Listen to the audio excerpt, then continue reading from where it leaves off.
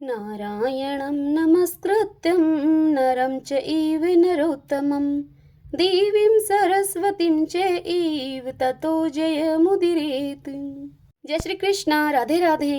भगतजनों, आज हम कार्तिक मास महात्म्य का 8वां अध्याय सुनेंगे। इस अध्याय में हम आंवले के वृक्ष की उत्पत्ति और उसका महात्म्य सुनेंगे। तो आइए सर्वप्रथम भगवान का स्मरण करते हुए सब बोलिए, विष्णु भगवान की जय। ओम नमो भगवते वासुदेवाय। श्री सूत जी कहते हैं, हे ऋषियों, कार्तिक के शुक्ल पक्ष की चतुर्दशी को आंवले का पूजन करें। आंवले का महान वृक्ष सब पापों का नाश करने वाला है। उक्त चतुर्दशी का नाम बैकुंठ चतुर्दशी है।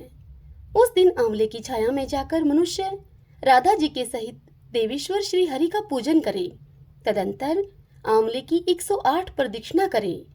फिर साष्टांग प्रणाम करके परमेश्वर श्याम सुंदर श्री कृष्ण जी से प्रार्थना करें। आंवले की छाया में बैठकर इस कथा को सुने। फिर ब्राह्मणों को भोजन कराएं और यथाशक्ति उनको दक्षिणा दें। ब्राह्मणों के संतुष्ट होने पर मोक्षदायक श्री हरि भी प्रसन्न होते हैं। पूर्व काल में जब सारा जगत इकार्णव के जल में निमग्न हो गया था, समस्त चराचर प्राणी नष्ट हो गए थे। उस समय देवाधिदेव सनातन परमात्मा ब्रह्मा जी अविनाशी पर ब्रह्मा का जप करने लगे थे। ब्रह्मा जी की जप करते करते उनके श्वास निकला। साथ ही भगवत दर्शन के अनुराग से ब्रह्मा जी के नेत्रों से जल निकल आया। श्वास लेने के कारण प्रेम के आंसुओं से परिपूर्ण वह जल की बूंद पृथ्वी पर गिरी। उसी से आंवले का महान वृक्ष उत्पन्न हुआ, जिसमें बहुत सी शाखाएं और उपशाखाएं निकली थीं। वह फलों के भार से लदा हुआ था। सब वृक्षों में सबसे पहले आंवला ही प्रकट हुआ था, इसीलिए उसे आदिरोह कहा गया। ब्रह्मा जी ने पहले आंवले को उत्पन्न किया और उसके बाद समस्त प्रजा की सृष्टि की। जब देवता आदि की भी सृष्टि हो गई, तब वे उस स्थान पर आए जहाँ पर भगवान विष्णु को प्रिय लगने वाला आंवले का वृक्ष था। उस वृक्ष को देखकर देवताओं को बड़ा आश्चर्य हुआ। उसी समय एक आकाशवाणी हुई, यह आंवले का वृक्ष सब वृक्षों से श्रेष्ठ है, क्योंकि यह भगवान विष्णु को प्रिय है। इसके स्मरण मात्र से मनुष्य गोदान का फल प्राप्त करता है। इसके दर्शन से दुगना और फल खाने से 3 गुना पुण्य होता है। इसलिए सर्वथा प्रयत्न करके आंवले के वृक्ष का सेवन करना चाहिए, क्योंकि वह भगवान विष्णु को परम प्रिय एवं सब पापों का नाश करने वाला है। अतः समस्त कामनाओं की सिद्धि के लिए आंवले के वृक्ष का पूजन करना उचित है।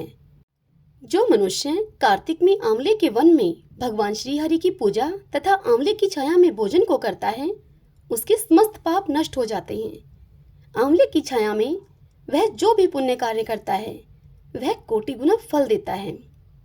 प्राचीन काल की बात है, कावेरी के उत्तर तट पर देव शर्मा नाम से विख्यात एक श्रेष्ठ ब्राह्मण थे, जो वेद वेदांगों के पारंगत विद्वान थे। उनके एक पुत्र हुआ जो बड़ा दुराचारी निकला। पिता ने उसे हित की बात बताते हुए कहा, हे बेटा, इस समय कार्तिक का महीना है, जो भगवान विष्णु को बहुत ही प्रिय है। तुम इसमें स्नान, दान, व्रत और नियमों का पालन करो। तुलसी के फूल सहित भगवान विष्णु की पूजा करो। भगवान के लिए दीपदान, नमस्कार तथा प्रदक्षिणा करो। पिता की इस बात को सुनकर वह दुष्ट आत्मा पुत्र क्रोध से जल उठा। उसके होठ फड़कने लगे और उसने पिता की निंदा करते हुए उनसे कहा, हे तात, मैं कार्तिकेय में पुण्य संग्रह नहीं करूंगा। पुत्र का यह उद्दंडतापूर्ण वचन सुनकर देवशर्मा ने क्रोध पूर्वक उससे कहा, ओ दुर्बुद्धि, तू वृक्ष के खोखले में चूहा हो जा। इस श्राप के भय से डरे हुए पुत्र ने पिता को नमस्कार करके उनसे पूछा, हे पूज्यवर, उस घृणित योनि से मेरी मुक्ति कैसे होगी, आप यह बताइए। इस प्रकार पुत्र के द्वारा प्रसन्न किए जाने पर ब्राह्मण ने शाप की निवृत्ति का कारण उसे बताया। ब्राह्मण देव ने अपने पुत्र से कहा कि जब तुम भगवान को प्रिय लगने वाले कार्तिक व्रत का पवित्र महात्म्य सुनोगे, उस समय उस कथा के श्रवण मात्र से तुम्हारी मुक्ति हो जाएगी। पिता के ऐसा कहने पर वह उसी क्षण चूहा हो गया और कई वर्षों तक सघन वन में निवास करता रहा। फिर एक दिन कार्तिक मास में विश्वामित्र जी अपने शिष्यों के साथ उधर से आ निकले तथा नदी में स्नान करके भगवान की पूजा करने के पश्चात विश्वामित्र जी आंवले की छाया में जाकर बैठे। वहां बैठकर वे अपने शिष्यों को कार्तिक मास का महात्म्य सुनाने लगे। उसी समय कोई दुराचारी व्याध शिकार खेलता हुआ वहां पर आया। वह प्राणियों की हत्या करने वाला तो था ही, ऋषियों को देखकर उन्हें भी मार डालने की वह इच्छा करने लगा। परंतु उन महात्माओं के दर्शन से उसके भीतर सुबुद्धि जाग उठी। उसने ब्राह्मणों को नमस्कार करके उनसे कहा कि आप लोग यहाँ क्या करते हैं। उसके ऐसा पूछने पर विश्वामित्र जी उससे बोले, कार्तिक मास सब महीनों में सबसे श्रेष्ठ बताया जाता है। उसमें जो कर्म किया जाता है वह बरगद के बीज की भांति बढ़ता है। जो कार्तिक मास में स्नान, दान और पूजन करके ब्राह्मण को भोजन कराता है, उसका वह पुण्य अक्षय फल देने वाला होता है। व्याध की प्रेरणा से विश्वामित्र जी के कहे हुए इस धर्म को सुनकर वह श्राप भ्रष्ट ब्राह्मण कुमार चूहे के शरीर को छोड़कर तत्काल दिव्य देह से युक्त हो गया और विश्वामित्र को प्रणाम करके अपना वृत्तांत निवेदन करके ऋषि की आज्ञा लेकर विमान पर बैठकर स्वर्ग को चला गया। इससे विश्वामित्र और व्याध दोनों को ही बड़ा विस्मय हुआ। व्याध भी कार्तिक व्रत का पालन करके भगवान विष्णु के धाम में गया। इसलिए कार्तिक में सब प्रकार से प्रयत्न करके आंवले की छाया में बैठकर भगवान श्री कृष्ण के सम्मुख इस कथा का श्रवण करें। जो ब्राह्मण कार्तिक मास में आंवले और तुलसी जी की माला को धारण करता है, उसे अनंत पुण्य की प्राप्ति होती है। जो मनुष्य आंवले की छाया में बैठकर दीपमाला समर्पित करता है, उसको अनंत पुण्य प्राप्त होता है। विशेषतः तुलसी वृक्ष के नीचे श्री राधा और श्याम सुंदर भगवान श्री कृष्ण की पूजा करनी चाहिए। तुलसी जी के अभाव में यह शुभ पूजा आंवले के वृक्ष के नीचे करनी चाहिए। जो आंवले की छाया के नीचे कार्तिक में ब्राह्मण दंपति को एक बार भी भोजन देकर स्वयं भी भोजन कर लेता है, वह मनुष्य अन्न दोष से मुक्त हो जाता है। लक्ष्मी प्राप्ति की इच्छा रखने वाला मनुष्य सदैव आंवलों से स्नान करे। विशेषतः एकादशी तिथि को आंवले से स्नान करने पर भगवान विष्णु संतुष्ट होते हैं। नवमी, अमावस्या, सप्तमी, संक्रांति का दिन, रविवार, चंद्र ग्रहण तथा सूर्य ग्रहण के दिन आंवले से स्नान नहीं करना चाहिए। जो मनुष्य आंवले की छाया में बैठकर पिंडदान करता है, उसके पितृ भगवान विष्णु के प्रसाद से मोक्ष को प्राप्त होते हैं। तीर्थ या घर में जहाँ जहाँ मनुष्य आंवले से स्नान करता है, वहाँ वहाँ भगवान विष्णु स्थित होते हैं। जिसके शरीर की हड्डियां आंवले के स्नान से धोई जाती हैं, वह फिर गर्भ में वास नहीं करता। जिनके सिर के बाल आंवला मिश्रित जल से रंगे जाते हैं, वे मनुष्य कलयुग के दोषों का नाश करके भगवान विष्णु को प्राप्त होते हैं। जिस घर में सदा आंवला रखा रहता है, वहां भूत, प्रेत, कुष्मांड और राक्षस नहीं जाते। जो कार्तिक में आंवले की छाया में बैठकर भोजन करता है, उसके 1 वर्ष तक अन्न संसर्ग से उत्पन्न हुए पाप का नाश हो जाता है। हरि ओम तत्सत। भगतजनों, अब हम कार्तिक स्नान व्रत में सुनी जाने वाली आंवला नवमी की कहानी सुनेंगे। सब बोलिए विष्णु भगवान की जय। एक समय की बात है, एक आंवलिया राजा था जो रोज 1 मन सोने की आंवला दान करता था और फिर भोजन जीमता था।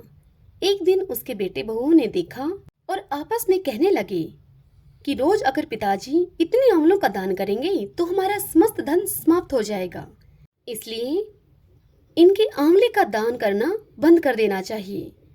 एक पुत्र आया और राजा से कहने लगा, पिताजी आप तो इस प्रकार आंवले का दान करके समस्त धन लुटा देंगे, इसलिए आप आंवले का दान करना बंद कर दीजिए।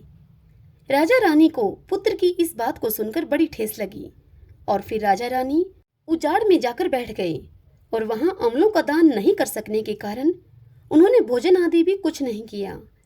तब भगवान ने सोचा कि अगर हमने इनका सत नहीं रखा तो दुनिया में हमें कौन मानेगा, हमें इस दुनिया में कोई नहीं मानेगा। यह सोचकर भगवान राजा रानी के सपने में आकर उनसे कहने लगे कि तुम उठो और तुम्हारे पहले जैसी रसोई हो गई है और आंवले का वृक्ष भी लगा हुआ है, तुम दान करो और भोजन जिम लो। तब राजा रानी ने उठकर देखा तो पहले जैसा ही उनका राजपाट हो गया है और आंवले के वृक्ष पर सोने के आंवलों का अंबार लगा हुआ है। तब राजा रानी 1.25 मन आंवले का दान फिर से करने लगी। उधर राजा रानी के बेटे बहू से धर्म अन्नदाता का बैर पड़ गया। अब तो उनके खाने के भी लाले पड़ गए। तब आसपास के लोग कहने लगे कि जंगल में एक आंवलिया राजा है, तुम वहां पर चले जाओ, वहां जाने पर तुम्हारा समस्त दुख दूर हो जाएगा। तब वे बेटे बहू वहां पर पहुंच गए। वहां पर रानी अपने बेटे और बहू को देखकर उन्हें पहचान गई और अपने पति से कहने लगी कि राजा जी, इन लोगों से काम तो हम कम कराएंगे और मजदूरी इनको ज्यादा देंगे। तब एक दिन रानी ने अपने बहू को बुलाकर कहा कि मेरा सिर धोकर मुझे नहला दे। बहू सिर धोने लगी तो बहू की आंख में से पानी निकलकर रानी की पीठ पर पड़ गया। तब रानी बोली कि मेरी पीठ पर आंसू क्यों गिरा रही है, मुझे बता। तब बहू बोली कि मेरी सासू की पीठ पर भी ऐसा ही एक मस्सा था और हमने उन्हें घर से निकाल दिया। वह 1 मन आंवले का प्रतिदिन दान किया करते थे और हमने उन्हें वहां से भगा दिया। तब सासू बोली कि हम ही तुम्हारे सास ससुर हैं, तुमने हमें निकाल दिया था, परंतु भगवान ने हमारा सत रखा है। हे भगवान, जैसे आपने राजा रानी का सत रखा वैसा ही सबका रखना।